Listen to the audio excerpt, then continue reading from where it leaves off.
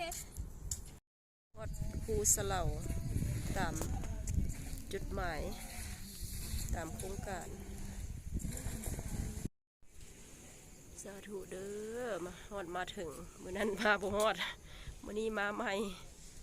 เมื่อก่อนงานอีหลีเลยดีมาก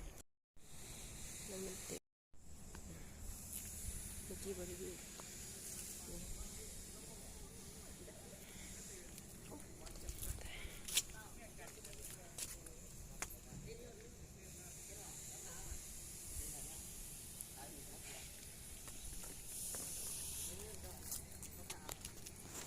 ย่นวะย่นขาวๆ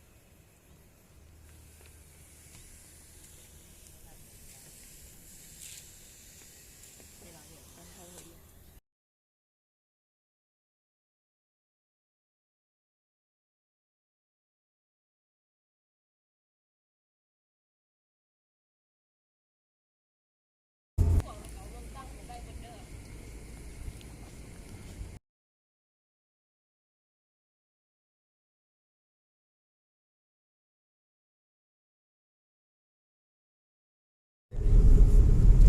ตะลิงลงภูสะเหลาร้อย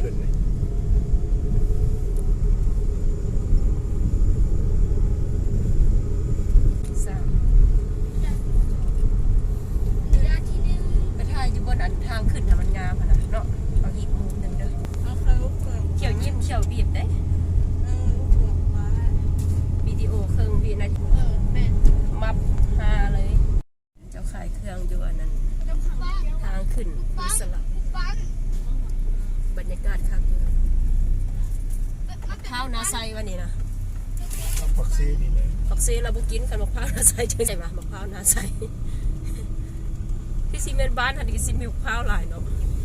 อันนี้เป็นทางไปด้านซอกเมกสาวซอกเมกอย่างว่าแต่ที่สาวผักซีสีขาวขวาเนี่ย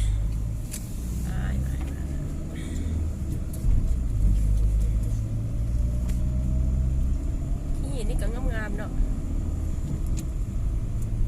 เป็นระเบียบงามดี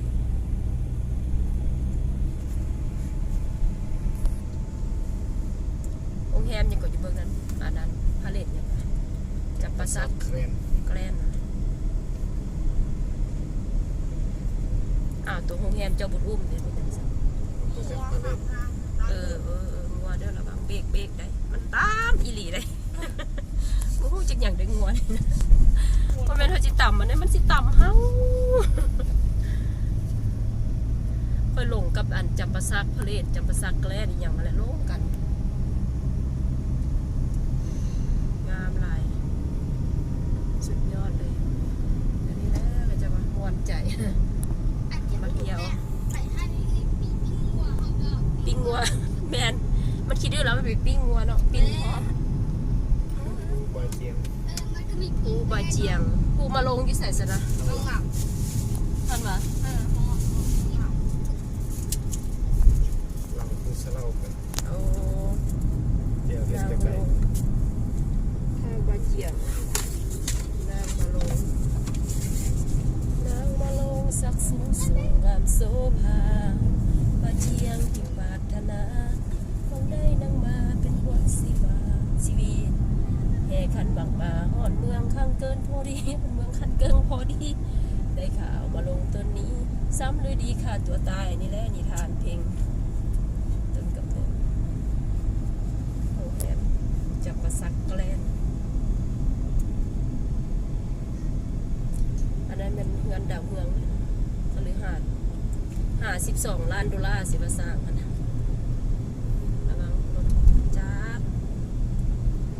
เข้าไปใกล้ๆป้าทุกผ่านซาตูแว็กไซด์